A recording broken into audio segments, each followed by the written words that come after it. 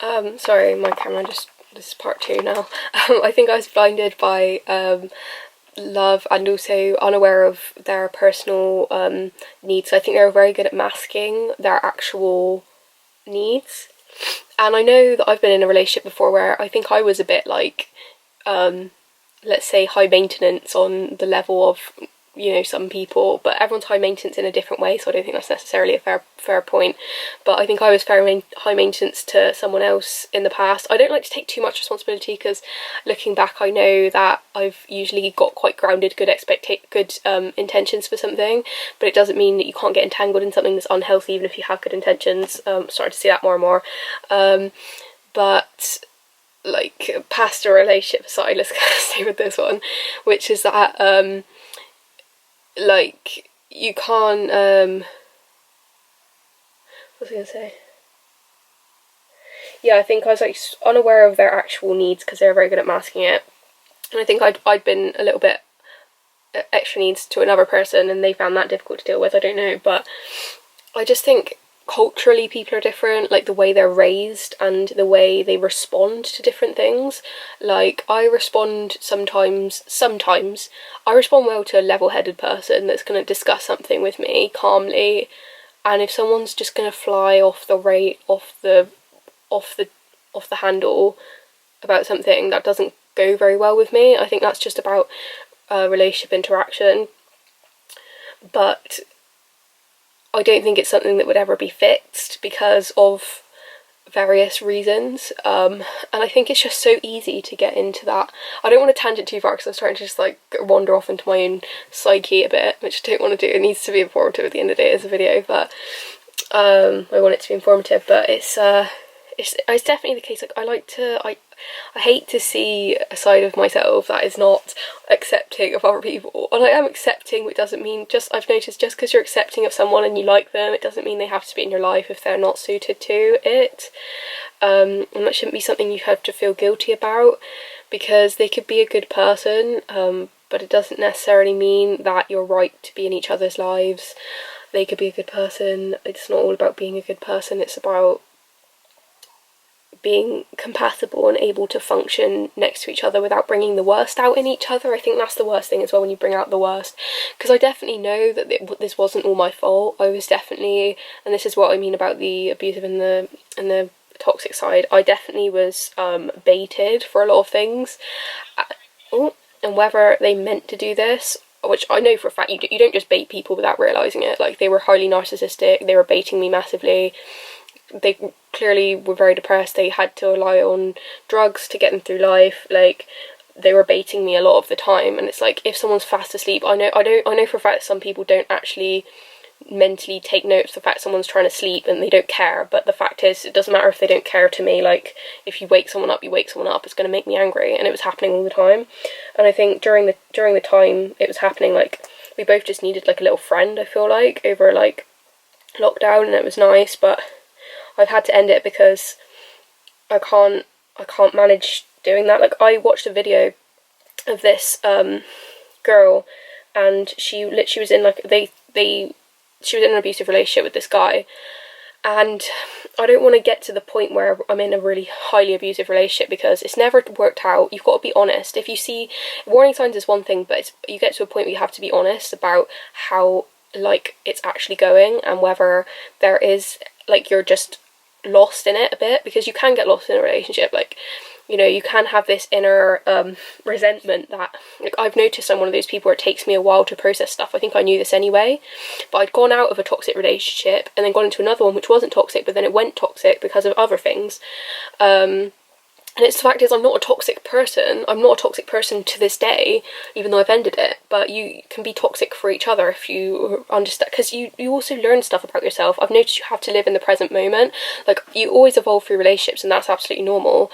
But you've got to live in the present moment. You can't live in the future of, oh, I knew for a fact that they were never going to change who they were as a person, in terms of, you can't want to change something, obviously that's unhealthy, but you can't live for the future when you've got this image perfect idea of them. You can't expect that to be them when they're not, even if they want it to be for you, because they care about you as well. And that's what's the worst thing about, like, and in terms of like logistically, I don't really want to go, I don't know how much I want to go into all the abuse side of it, because it's kind of personal, like, but it just got very messy, and it wasn't quite as messy, it wasn't half as messy as my last one, to be fair, but it was more harsh, and there was more abuse in this one than there was in the other one, apart from, I don't know if you'd call it psychological abuse in the last one, but I think it's always healthy to take accountability for yourself. Obviously, it's the most important thing to make sure your safety and your health is in good place first, but then obviously in hindsight you do kind of look back at stuff and think, oh, okay, well, yeah, obviously that was it. But as much as I you know, repent for my side of the relationship, you know, the bad, I haven't fully processed it, I'm not gonna lie. I haven't fully processed it, and as much as I need God's forgiveness in it, I don't regret how I acted in a lot of those things at this moment, because I know that that was to protect me, and I'm an imperfect person. They were doing things to bait me. You know, I have limits. I've noticed where my limits are, and this person just would consistently push me past my limits. I could not deal with it. Like, I honestly was always at the point where I was just way pushed past my limit, and someone that I've, you know, been in a mental health system, I'm very conscious of my health. Like, I wasn't going to deal with someone trying to bait me all the time. Like, I could not cope with that, so that was my reaction, to have anger. And the last thing I wanted to do was get worked up and get angry, but they used to just do stuff to make me get like that all the time. And honestly, I don't know whether they did get satiated by it. You've got to just think about people's love languages and how people react to stress and anger. Like, because I think even though you can have love languages, you could have anger languages, I feel like. And I think it's different for different people, but I do think one of his anger languages was to wind people up, though, because I do think he did try and wind me up a lot of the time, and I know for a fact he had a lot of family issues. He'd obviously had some issues without me being there, and I know that for a fact. But I think it's just important to take, if you realise you're part of it, like, obviously it's not about that, but I think for me at this point, I've watched that video and I'm like, obviously yes, I was a part of it. It takes two to tango at the end of the day. What I don't like is to be, you know, have all the blame pushed on me, but I've noticed it doesn't really matter what other people think of me either. Like, you've got to, like, you know, I've got to prioritise what I find important. What I don't find important is to be loved by every single one of his people that he, you know, spurs rubbish out about me too. I honestly don't care what they think of me. If anyone knows me or has spoken to me, they know that I have good intentions and that I have boundaries and limits to where I will go, and I'm aware of my actions. But the fact is, I wanted to be able to deal with the situation, but I couldn't.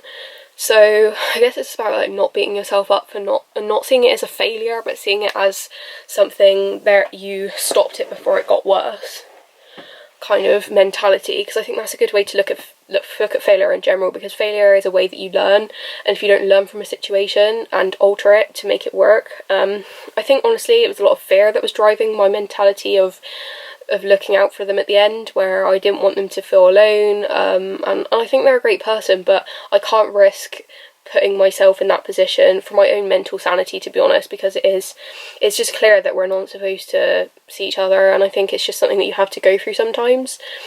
I don't think they're a bad person, I don't think I'm a bad person, but it's just incompatibility at the end of the day. Why we go through these things, I don't know, but I suppose it's just another thing that we have to learn by contrast through, and I'll probably be processing this for a while, knowing me, but it's just, I think in the future, like, I think going forward for me, I have to be aware of what I'm able to deal with, and I think it's also about being honest with another person, yeah, just what I can deal with, and yeah, and what you can't. Like, I probably knew at the beginning, you can't know a person very quickly anyway, like, but I can't risk any physical interaction, verbal interaction. It's just too stressful. No one wants to be in that situation. It's just a lose-lose situation for both of you, and I can't risk that. So I'm gonna watch these videos through. If they actually make any sense, and I'll post them. If I have to read it, then I have to read it, but it might be interesting to watch. But yeah, thanks for listening. Bye.